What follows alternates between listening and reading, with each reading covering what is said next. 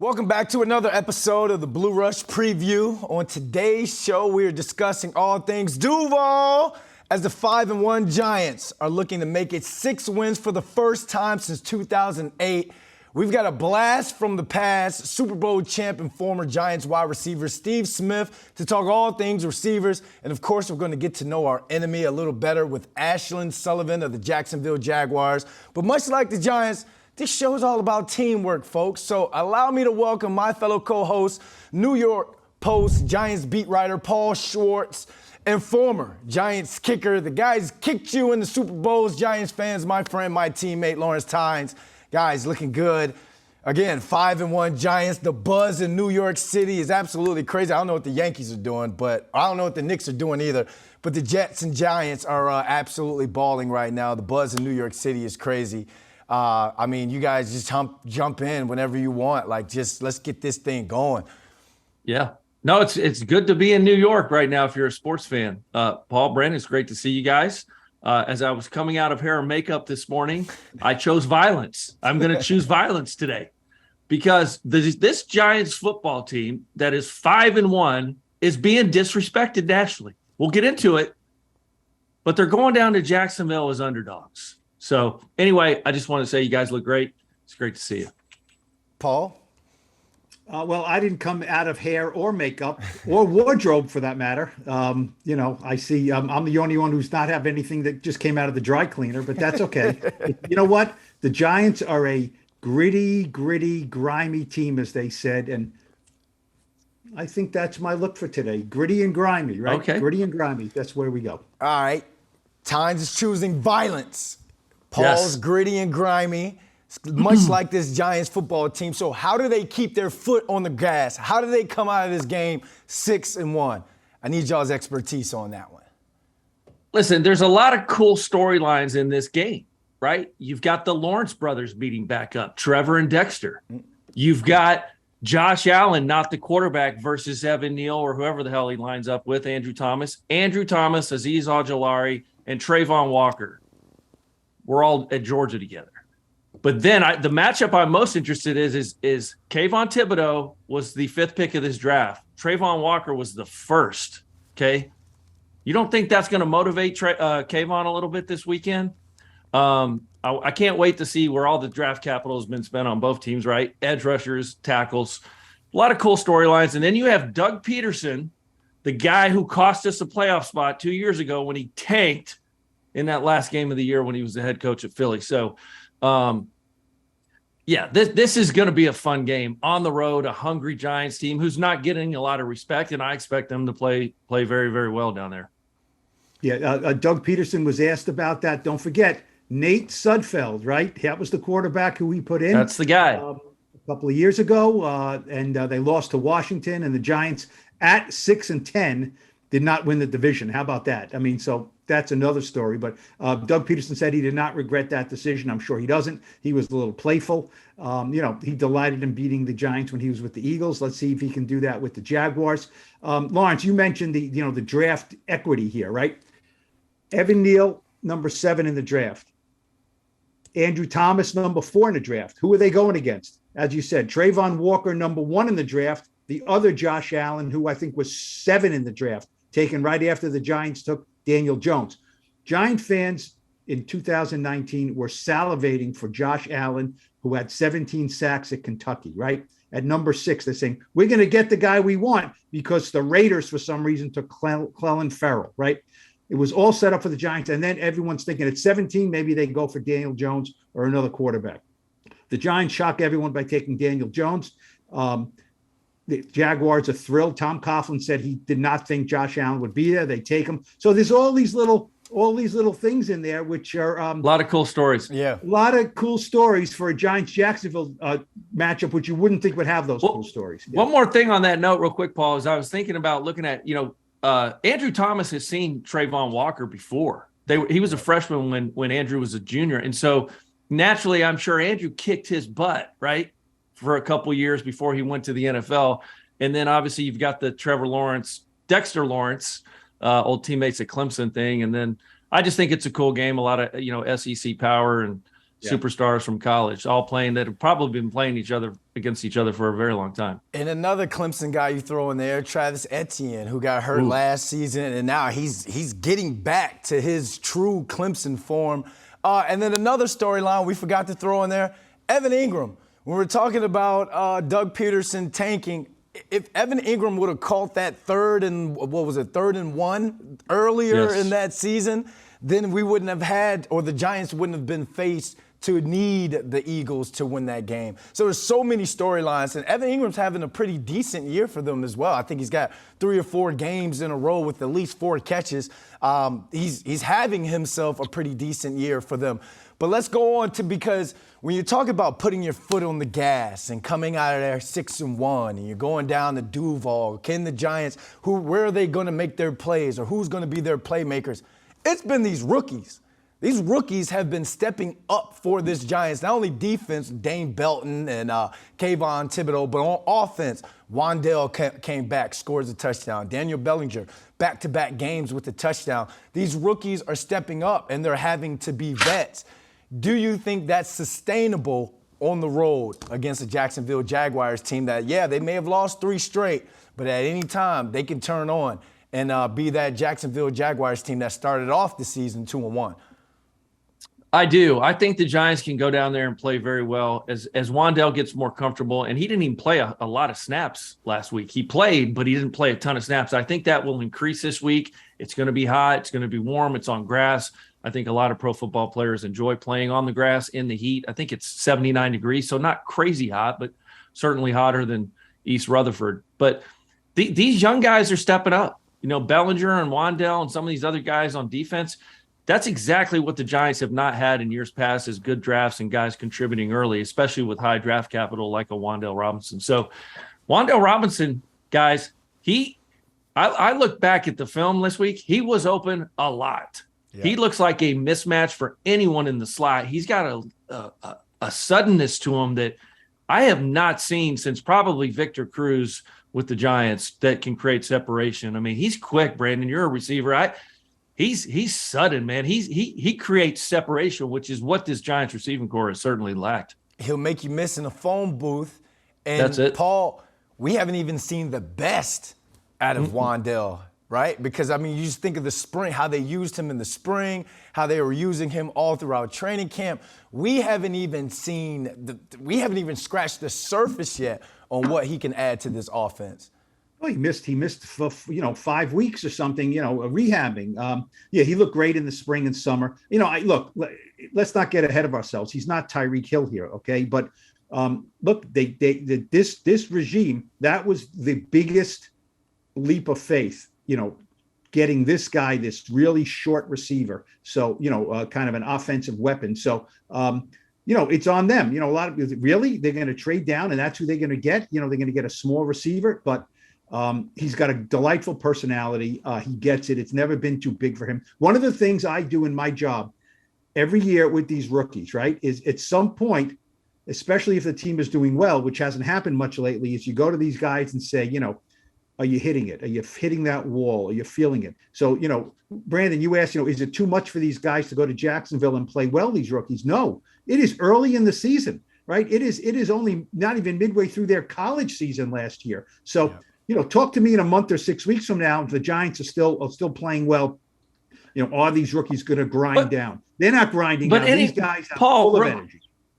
Well, anymore, though, it seems like these guys that come from these powerhouse football programs, they play 12, 13 games in a season. Yeah. Training camp, I bet, in the NFL is easier than it is in college. I just don't think that rookie wall exists anymore. I mean, it could. I just don't think it does. I think being a professional, having that on your head, living in a place the stress alone, of the games, those kind of mental. Things. Yeah. That's a good point. Yeah. And you also, like when we're talking about a Wandale, like what he's going to add to this offense. Remember, we were seeing him in the backfield as well. So it's like that's one of those injuries where you don't want to rush him out there, but I want to get him back as close to 100% because of what he was going to be relied upon to add to this offense, getting carries out of the backfield. I mean, you just think when Tyrod Taylor and Daniel Jones went down and they ran that wildcat for 8 plays and got to 18 yards for the field goal, they were ready. They were ready. They had already practiced that Wildcat, and they had already kind of implemented that into the training camp. So that's the thing with that package, Mighty Mouse package, that's what I call Wandell. That package, when he's in at running back, or you know what I'm saying, he just is going to add so much, especially with guys like, I know I don't want to go back into Kadarius Toney and Galladay being out, but Paul, you were at practice yesterday. Those two didn't practice. Are they at least looking like they had taken a step to getting back on the field? No. I would say no at this point. Brian Dable was asked, why didn't you just IR Kadarius? He's going to miss 4 or 5 games here at least. And he said, no, he's coming back. I think Kenny Galladay got to put in a little bit separate category with his knee. I don't even feel any great fervor to get him back at this point, really. But look, they're going to need Kadarius at some point. It's really pointless to talk about those guys. I write about him a little bit. We can talk about him a little bit, obviously, on the podcast. But you guys know, right, Lawrence, when you were playing, right? Who are the 45 we're playing with this week, right? And let's rally around those guys. Yeah. And if you're not playing, whether you're a bum or you're hurt or, you're a great guy or your wife's pregnant, and having a baby, whatever it is, it's like you push them to the side and say, okay, we don't need to deal with you this week. And, that's what it is with those two receivers.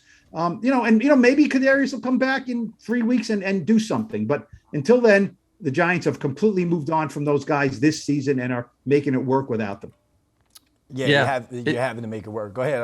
Final thought. Yeah, no, I was just going to tap in, like Paul said, you can't spend too much time talking about the guys that aren't there. And I think actually there's probably a little bit of a sigh of relief in that building not playing Galladay, because it doesn't look like this is a season long or injury that's going to tap into next year, right? So as long as they can keep him healthy and release him in the offseason, they don't owe him anything next year, right? So there's a little bit of that. Let's play these young guys, and guys are stepping up, and Marcus Williams, and you got all these great young players that actually is exciting to see. So let's only talk about the guys on the field. Talk about the guys that are field, because the receiving core it's been such an issue. Everyone's talking about it all throughout social media. So that's why I spoke with former Giants wide receiver Steve Smith to break down the Giants' current receiver situation. The Giants receiving core continues to be a major topic of discussion and for some concern all throughout social media. So here's what I'm going to do. Let's bring in a former Giants receiver who knows all about the culture here and had success both in college and the league catching rocks. Let's bring in a familiar face, longtime familiar face, Super Bowl champ, Steve Smith. Now, Steve, I mean, you've been away from New York for a while, but you still know all about the culture. I talked to Brendan Jacobs, Lawrence Tynes, Jonathan Casillas, all about Giants culture. You've won here. So talk about what you've seen from this current team from a culture standpoint and kind of compare it to some of the most recent years when they've been losing.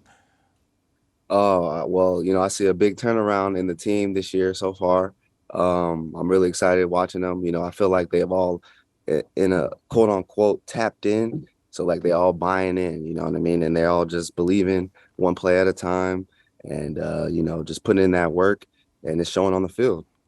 But for you as a player, how do you tap in to a coach's message? How do you buy in? What do you need to see from that regime? Well, you got to see that, they care. They're focused on the details. They're putting in that work. They're trying to make the team better.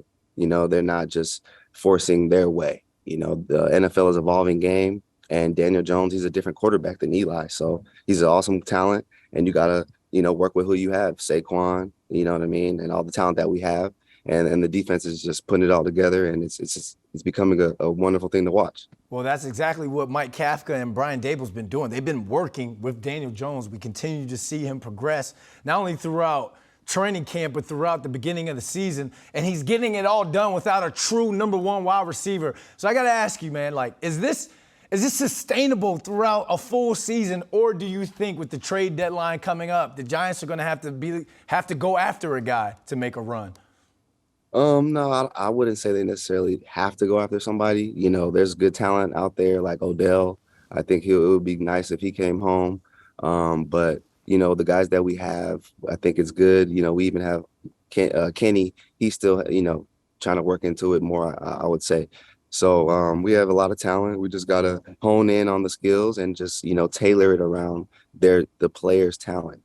All right, so those players' talents, you mentioned Kenny Golladay, he and Kadarius Toney, they haven't been on the field much just yet. They're playing with some undrafted guys and some guys who've kind of been journeymen throughout the league. So a lot of people are saying offensively, they're giving the credit to the coaches, the calls, the schemes, the routes and the formations. So in your eyes, how much of an offensive success is more schemes or more talent? It's a little bit of both. The coaches, they're not out there playing. They can't catch, they're not running, so they're just calling the plays and trying to put you in that position. Kafka, it's funny, I was with him when I was on the Eagles. He was a backup quarterback, but I saw his drive, and he was like a coach out there. So I think that's a great hire for us. And it's more about the players, to me, executing what the coaches are instilling and calling on those plays.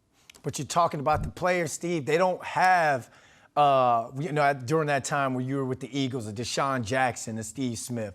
They don't have that time when you were with the Bucks. I forget who you're down there with. So talk about some of these offensive coordinators. Victor Cruz. Plaxico Burress again. So Kafka and these guys are having to kind of draw things up, draw up these route combinations, these schemes, for guys who aren't the Victor Cruzes, the Plaxico Burress. Like, take us through one of an install on what that could be like for not only the Giants, but just for an offensive room that doesn't have that premier talent at receiver. Well, that's why you have different reads. That's why you have a high intelligent quarterback in Daniel Jones. That's why you got a great running back. So, you have your number one weapon, which is like Plexico. Like in the playoffs, when all else fails, we're going to Plexico. If it's one-on-one, throw it to him. We might not have that right now on the Giants, but you can scheme it up to where you put guys in position that can win their matchups for that day. Smitty!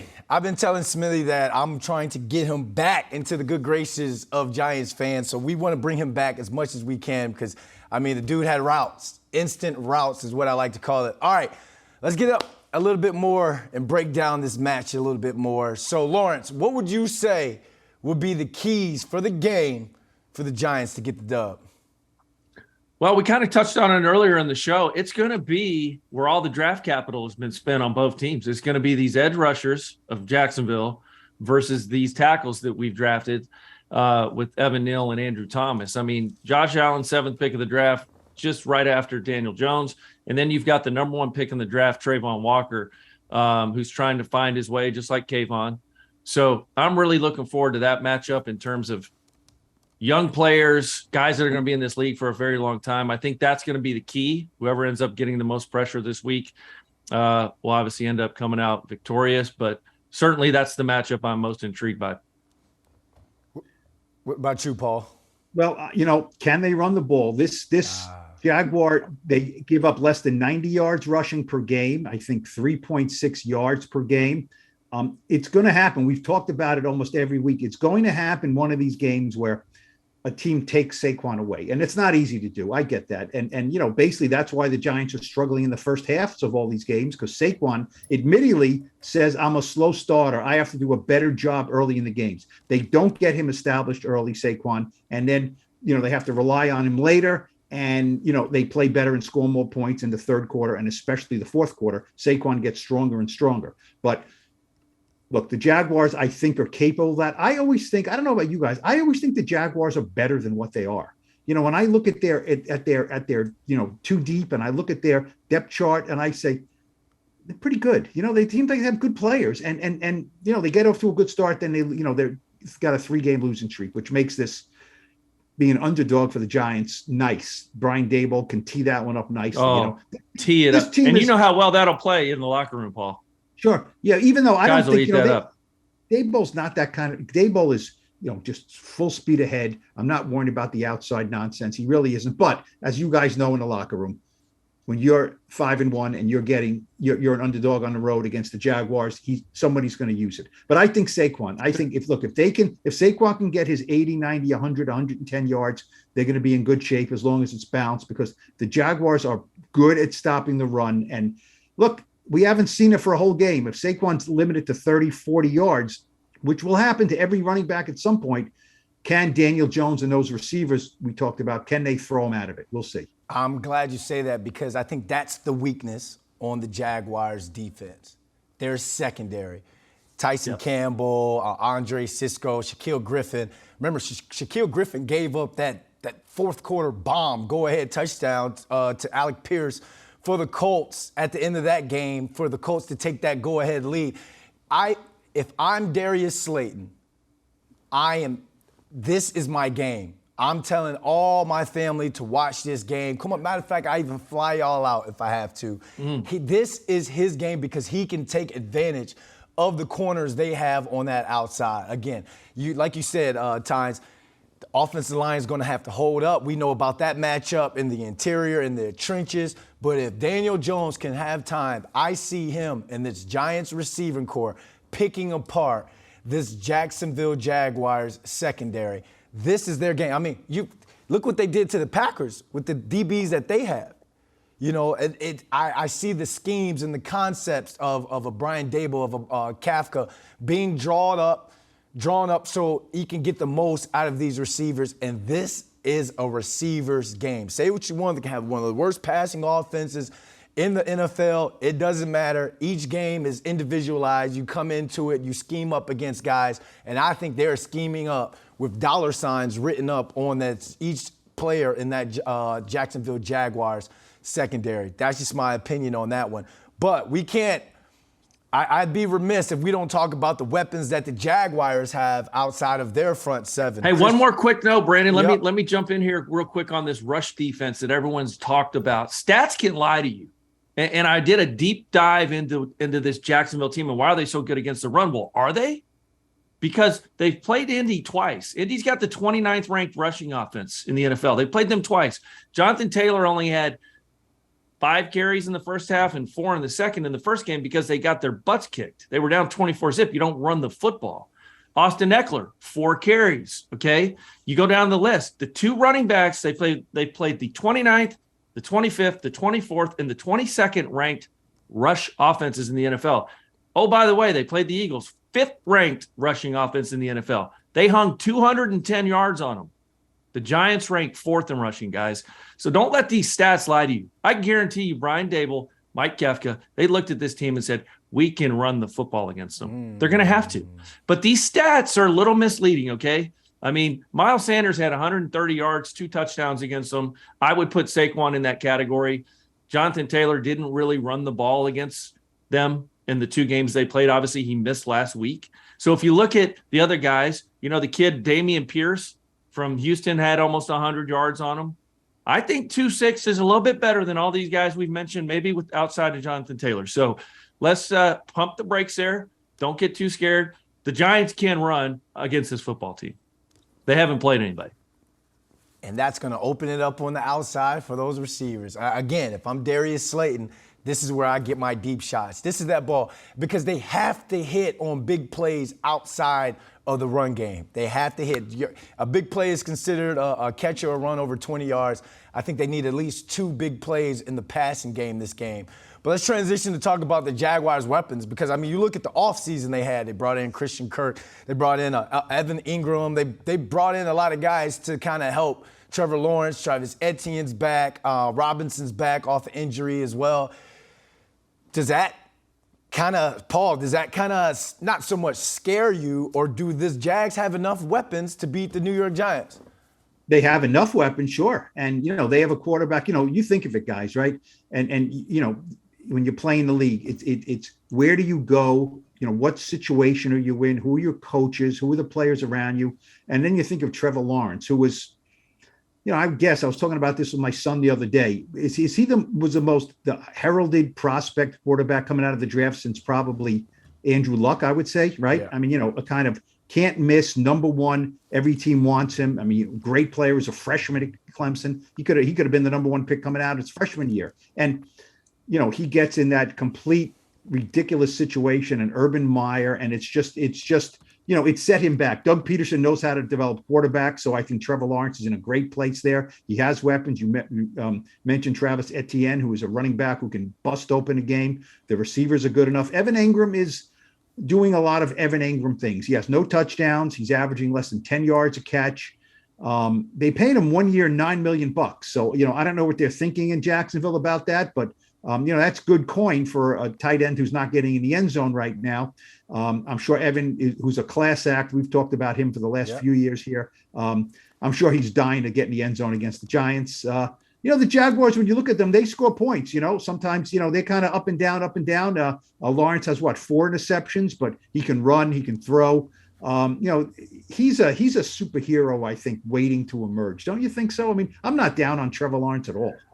No, I watched, I went to Jacksonville Jaguars website last night, guys, and watched his interview.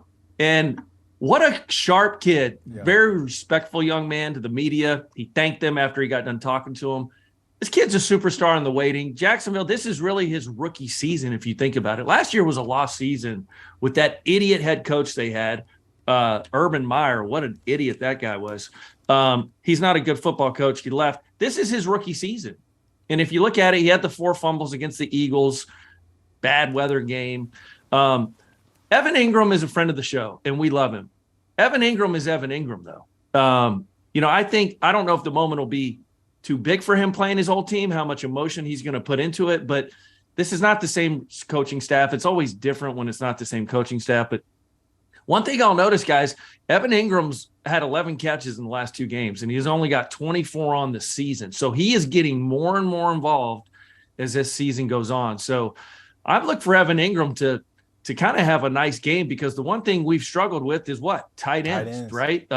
So Evan Ingram, I think he's probably licking his chops this week to go ahead and get 5, 6, 7 catches against this Giants defense. And if you look at it, Evan Ingram has 208 receiving yards on the year. That's more than the Giants' leading receiver. And over half of those, Brandon, are in the last 2 football games. So they're starting to feature him more and more. And if you look at the Ravens game, the Ravens kind of similarly built type offense like the Jacksonville Jaguars. Obviously, Trevor Lawrence, Lamar Jackson, they're different in terms of skill set, but they want to run the ball. They both have 2-headed monsters in the backfield. And if you think about where did Mark Andrews hurt us? Up the seam, catching that ball up the seam. Now, I'm not trying to compare Mark Andrews to Evan Ingram, but again, like you said, he's getting involved in that Jacksonville Jaguars offense. And if he's always been a mismatch, it's just all about him catching the football. But let's go into that Jags run game, because, Travis Etienne, James Robinson. James Robinson's on my fantasy. First 2 games, he ran wild. And the Giants' run defense, they've struggled. So how do you think Wink is going to go into this game trying to stop the run, but also understanding that you've got a mobile enough quarterback behind that run game as well? Paul. Yeah, it's give and take, right? If you want to have 6 defensive backs out there, and you're playing a lighter, faster, more flow type of defense, you got to give up something. And what you give up is some bulk. Has Jalen Smith taken that step to be the second inside linebacker with Tate Crowder? Tate Crowder's snaps have gone down a little bit. So I think Wink is, I wouldn't say struggling with that, but I'm sure Wink every week thinks, what's my give and take here? What's my give and take here? He's still the number 1 blitzing defensive coordinator in the league. Sometimes it doesn't seem like it, because I think you expect him to blitz on literally every play. Dexter Lawrence has been great. Kayvon, I think, is a very capable run stopper. Leonard Williams being back, I think that could make a big difference, because Leonard Williams missed a couple of games, and last week, God bless him. Leonard Williams, you figure he's going to be on a pitch count. What, he played 90% of the snaps last week? Leonard, big cat. He, a lot of the stuff we heard about him and this and that and the Jets, and he's too, easygoing and this and that. He just plays. He doesn't. He's a guy who's not really a superstar, but he's a very prominent player in the locker room. And you can just go up and talk to Leonard Williams at any point. He doesn't play. He's just not a big timer in that way. He'll just talk to you, kind of just roll. Yeah, what do you want to ask me? That's fine. It doesn't bother him. So he'll be better this week, I think. And I think that, that in itself can help the run defense. Yeah, these 2 backs are scary. There's 3, actually. Hasty had a 61-yard carry against the Colts on Sunday, and they hit you, and they all have, a different skill set. Robinson is tough. You can see why he's featured. Etienne's coming along from after the injury last year. I kind of went back and I said, what can we compare this game to? And do we put Trevor Lawrence in the same category as Carson Wentz early in his career? And the only reason I say that is because Doug Peterson was coaching the Eagles in 2020 against a Wink Martindale defense with Carson Wentz as his quarterback. So I kind of went back and looked at, what did they do? Well, they got down 24-6 late in the game. Philly comes all the way back and gets it to a one-score game and goes for 2 at the end of the game. If you guys remember that game 2 years ago, that's what they did. So, if you're trying to put together the puzzle, this is kind of what Doug Peterson is going to try and do. He's seen Wink's defense within the last 2 years. I picture them going to these backs a lot, Brandon. If I was the offensive coordinator of the Jacksonville Jaguars, I am hitting Etienne and Robinson and Hasty out of the backfield on swing passes, because that is a play that Trevor Lawrence has made in his sleep at Clemson. And don't forget, guys, he's mobile. This guy can really move. They have not featured that yet, but we all remember the big long run against Ohio State in one of those national championship games. He can run, and I think Doug Peterson's going to start to add that element to his game, because he might have saw it this week watching film with Daniel Jones, right? So Trevor Lawrence can run. And so this team can be dangerous. Christian Kirk's a great player. I think Agnew's out. But Evan Ingram, guys, be wary of his speed. We all know how fast he is. He can get up that seam in a hurry. And we don't really have a linebacker that can cover Evan Ingram. And going back to Trevor Lawrence being able to run and being mobile, like you saw the times where Lamar Jackson did get out of the pocket, we're sitting there holding our breath. He made some throws where the Giants secondary closed in and had some batted balls, but I just see Trevor Lawrence being more accurate on the run than a Lamar Jackson. And the only thing that can stop great coverage is a great throw. There's no coverage for a great throw. So Trevor Lawrence is definitely, we're going to have to keep our eye on him and contain him and keep him in that pocket to be a pocket passer. And like you said, you follow the puzzle, Tynes. So this game will not only be a puzzle, but it's going to be a huge test for the Giants. So we've talked Giants football. Let's see how the folks down in Duval think of the Giants in this week's Know Your Enemy. It's time for another edition of Know Your Enemy. This week, we have Jaguars team reporter, Ashlyn Sullivan, and she's going to break down all things Duval when it comes to matching up against the Giants. Ashlyn, first and foremost, good morning. Thanks for joining us. And let's talk about the Jaguars offense, because you guys brought in a lot of weapons to the offense during the offseason and got some guys back healthy. They're balling, they're making plays. So what are your keys to the Jaguars offense attacking the Giants D? Yeah, absolutely. Good morning, Brandon. Thank you for having me. I'll go back to last week against the Colts. The Jaguars put up 27 points on the board against the Colts. It wasn't enough to get the win, but that was the most effective we've seen this Jaguars offense since week 3 when they upset the Los Angeles Chargers in Los Angeles. And I'll say this, Coach Peterson wants this offense to be pass heavy. He wants quarterback Trevor Lawrence to get to a point where he can be a lethal passing attack in the NFL. With that said, they're not quite there yet, so they need the running game to help out a young quarterback like Trevor Lawrence. The Jaguars rushing for over 200 yards last week. They want to get Travis Etienne and James Robinson going to ease the pressure off of Trevor, so then that frees up that big-time throw, hopefully in the second quarter, to give the Jaguars the lead possibly. But right now, they're trying to figure out that balance of running versus pass and what that looks like. It looks like they're going to have more runs called against the Giants here on Sunday. And that can help them out, because the Giants struggled against the run against the Ravens. Lamar Jackson, J.K. Dobbins, Drake, they all rushed for a combined 211 yards. But one thing Wink Martindale's doing a great job of, he's blitzing around 40% of the time on the season. He's getting pressure on quarterbacks. Do you think Trevor Lawrence and the Jaguars offense are going to be able to neutralize and attack that Wink Martindale blitz package? Yeah, I think truthfully, it's going to be tough for Trevor Lawrence on Sunday against the Giants. The Jaguars offensive line has seen good fronts. They saw them against the Eagles, against the Commanders, but they haven't seen a front like this, I don't think, so far this season. With that said, quarterback Trevor Lawrence, he already has some trouble with patience in the pocket. A lot of times we hear Coach Peterson say, just settle down, Trevor, let the play progress. We know with young quarterbacks, their internal clock goes fast. With Trevor, I think it goes even quicker. So I'm very curious to see this week when you do face pressure like the Giants defensive front, how much does that speed up Trevor's already quick internal clock? And, he has the legs to make plays happen. Trevor does, but a lot of times I think he bails to that too quickly. So we would like to see Trevor Lawrence have patience against the Giants on Sunday, let the play progress, knowing that pressure is going to come and it's going to come quickly. Yeah, it's going to be interesting watching that chess match. But let's Riverside it. Let's flip to the defensive side of the ball. It's no secret, Jaguars defense is stout, top 3 in the league against the run. The Giants want to run the ball with Saquon Barkley defensively. How do you think the Jaguars defense is going to match up against the Giants run game? I think very well, and I think that's going to be key to this game on Sunday. Like you said, the Jaguars are in the top 3 in run defense in the league, and that was something we go back to OTAs and training camp. They said they want to hang their hat on stopping the run. You have to do that in the AFC South when you have guys like Jonathan Taylor and Derrick Henry, and they've done very well stopping the run so far this season. With that said, head coach Doug Peterson is very familiar with Saquon Barkley. I think he said he faced him 13 times in his coaching career. And he said with Saquon Barkley, you have to stay so patient. You can get a little cocky, feeling good. Okay, we've stopped him 3 yards, 4 yards, 3 yards. Then all of a sudden he'll break a 50-yarder on you. And it says it's incredibly humbling with Saquon Barkley. You have to keep him in mind for every single play. You can't think, oh, we stopped the run, let's settle down. He is a guy that can hurt you in the third quarter when you really haven't seen him so far this game. So with that said, yes, the Jaguars are doing well stopping the run, but Saquon Barkley, I think we all know, is a different cat.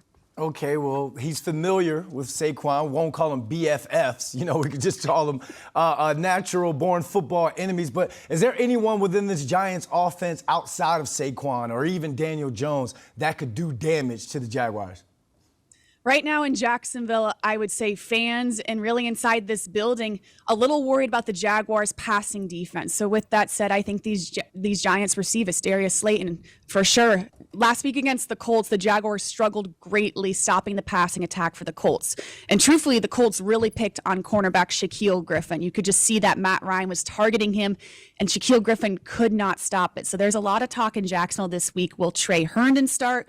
Will Shaquille Griffin play? We're not so sure right now, but until the Jaguars can prove they can shut down big-time receivers, we know what the Giants are going to do. They're going to pick on these cornerbacks because the past 2 weeks they haven't been able to do so. It's those short passes, those crossing routes that have really given the Jaguars trouble the past couple of weeks. So, we say tape doesn't lie. They put it on tape that they can't stop that. So, yeah, I think the Giants receivers should go into this game confident because the passing attack for the Jaguars hasn't been the best. So, yeah, I think in Jacksonville, we're a little worried about the receivers for the Giants for sure. Yeah, a lot of people are saying that this could be that breakout game for the Giants receivers. The Giants receivers have been all throughout the media because lack of production per se, but this could be that game. Last but not least, is there a Jaguars player that could play above and beyond the scouting report and could hurt this Giants, whether it's offense or defense? We're still trying to figure out running back Travis Etienne. He was a first-round draft pick. He missed all of last season with an injury. So really he's trying to balance right now being a second-year player, but also being a rookie in some sense. He hasn't had a lot of game action. The past 2 weeks, Travis Etienne has been a game changer for the Jaguars. He's a running back. He's a playmaker. We don't even really know what to call him. He's that Swiss Army knife weapon on offense, and he broke out a 49-yard run against the Colts last week. This is a guy that it's so obvious he's getting so much more confident week to week. We're seeing that production grow week to week, and I think the Jaguars' offensive staff is getting pretty creative on how to use him. So I think Giants fans should watch out for him because we all expect that progression to grow this week against the Giants. Hey, thanks again, Ashlyn, for joining us. I really like when I asked her about Trevor Lawrence against the blitz. She started off talking about the Jaguars' offensive line versus the blitz because we always think it's on the quarterback, but no, it's on the offensive line to communicate, make those calls. So that chess match, that game within the game is going to be something interesting to watch. But it's time for some predictions. Prediction time. Jags receiver over under 65 yards. Why? Go. That was very nice there, Reverend London. I am going to say yes, because the Giants have allowed a receiver over 65 yards in 5 of their 6 games. So, yes, a Jacksonville Jaguars receiver will have over 65 yards. Paul. I say yes as well. The play fakes. Look, Trevor Lawrence has got an arm, man. He's got an arm, either whether it's a catch and run or it's just over the top. Look, the Giants are not exactly a vice grip defense here. They bend. They don't break a lot, but they bend. The yardage I don't think seems to bother them that much. So I say yes, over. I'm saying no. I have all my faith in the Giants secondary. Again, at the beginning of the year, we talked about that being a question mark. They've played lights out throughout the course of these last 3 weeks. So let's go Jags rushing, 170 yards, over, under, go. Ooh, that's a big number.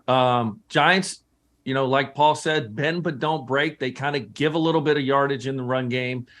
I say they hold them under this week, even though, the Giants are rolling out there with the 4th or 5th worst rushing defense in the league, but they're somehow 5-1. So I think they hold them under down there in the heat, down there in Jacksonville. All right, I don't know. I don't like where this is going. I don't like agreeing with the kicker every one here. So we got to, split this road at some point. But I say under. 170 is a good number, right? That's a big number. I was thinking more like 145, 150. They better hold them under 170. The only caveat is if, this is the game that the quarterback, Trevor Lawrence, runs for 40, 50 yards. And that, that's what happened last week with Lamar. It inflated that rushing because he rushes for 70 yards. He just does. But I still say under. Drake, Dobbins, and Lamar all combined for 211 yards rushing. I'm going under on this one. Like you said, Big Cat got a game under his belt. That Giants interior defensive line, I feel as though they're going to contain and stop the run this week. Evan Ingram, 3.5 catches. This should be interesting. Go. Friend of the show. We love Evan. We loved him as a Giant. I'm going to say over. Like I said, he's had 11 catches in his last 2 games. I think they will feature him. Doug Peterson knows what this means to him. Evan Ingram is going to get open against our linebackers. Now, I don't know if they'll put McKinney on him. Different story. But I certainly think Evan Ingram has more than 3.5 catches. Paul. That line's too low. Over. I mean, this is killing me with Lawrence here. Over. I would bet some money on over there. Look, first of all, Doug Peterson knows what this means to him. Doesn't mean he's incredibly effective if he catches 4 passes in the game, 4 passes for 35 yards, as long as there's no touchdowns. Yeah. But that's a low number. I go over. I say over as well. I got him at 6 catches, and I think he's going to score. I think it's going to be one of those games where he is going to get his first touchdown of the season against the New York Giants. All right, let's flip it over to the Giants side of things. Giants predictions. Saquon Barkley, 75 yards, over, under. Can I go easy first money? Well, hold on. You go ahead. Can I go first? Go ahead. But I want to go first here. Now, what is it? Saquon over what? 75 yards? 75 yards. I'm going to go under. Okay, I'm going to go under. No. I look. I think the Giants are going to have one game this season where they have to throw their way into a victory. Okay, this could be it. I'm saying under. He's not going to have 75 yards every game. That's not the way it works in the NFL. So, Saquon might have 5 catches for 80 yards, but I'm going to say under 75 rushing yards. Tynes? Now, are these just yards or rushing yards? Rushing yards. Absolutely. Saquon Barkley, I think he goes well over 75 yards against this defense because they're going to make it a point to say this is the 3rd-ranked defense in the league. You-know-what. It's not. The Giants are going to shove it right up in there.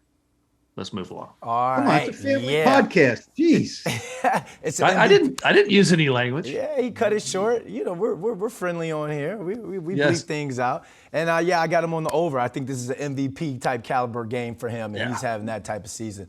Daniel Jones sacked 1.5 times. Go. Unfortunately, yes. I think Daniel Jones, until this Giants offensive line proves to me that, we have 19 sacks through 6 games. That's a little bit better than 3 per game on average. I say yes until they prove me otherwise. He's going to be sacked more than 1.5 times. I say yes. And, it's not terrible. You know what I mean? Sometimes, as coaches have said, a sack is the best play. If you can't throw it away, you don't want to throw it into coverage. You don't want to, be trying to escape the pocket and fumble the ball. Daniel has been really good with ball security. So, yes, he will be sacked more than, he'll be sacked at least twice. And like I said, that's not devastating. It depends on where it is, time of game, field position, that stuff. And if you get sacked, hold on to the darn ball. I got to be the one that goes under. The Jacksonville Jaguars defense has been getting hit with a lot of quick game. A lot of teams are throwing quick games, getting the ball out fast, quick. And again, that's just going to set up the deeper passes. But I just got a feeling I'm going to go under on this one. It's going to be an Evan Neal day. Last but not least, Giants pass catchers. 2 catches over 20 yards. Over, under. Go. Well, this is a great question because the Giants don't have many 20-plus catches all season. Having said that, this Jaguars defense has allowed 15 such instances this season. 15 times the receivers caught the ball or a back and went more than 20 yards. 5 against the Commanders. Absolutely over. I don't know who it's going to be. Wandale for sure. I'll name one. We're going to have more than 2 catches over 20 yards this game against the Jaguars. Paul. I'm going to say under. Look, Brandon, come on.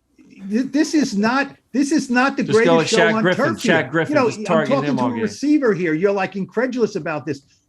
Look who he's throwing to. I mean, there's some nice stories out there, but have they beat anyone over the top yet? You know, the catch and runs are like, catch it for 6 yards and run for 7 more. And, you have a 13-yard gain here. Slants don't get a lot of, this is not Odell on a slant here, right? So I'm going to say under. I wouldn't be shocked if it goes over, but until they prove they'll do it, I'll say under. I'm going to say over on this one. Daniel Bellinger is going to have a career high in terms of a catch for yardage. And then I think Darius Slayton, again, he's going to have 2 big plays this game alone. I hope I'm right. All right, those are predictions. Let's get into the extra point. Final thoughts. Who wants to go first on that one? So this is a big game for a lot of reasons. Every game the Giants play is going to be a big game, especially at 5-1. Jacksonville's a talented football team. There's no question they have a much better coach this year in Doug Peterson. There will be a lot of blue in the stands, guys. Every time you go to Florida, Giants Nation shows up. Jacksonville has a stadium where they have people dressed up as tarps. No, those are tarps because they can't fill the stadium. The Giants are going to go down in the heat, in the sun, get to 6-1, beat the Jacksonville Jaguars 23-20. It's going to be a close game. It's going to be a dogfight.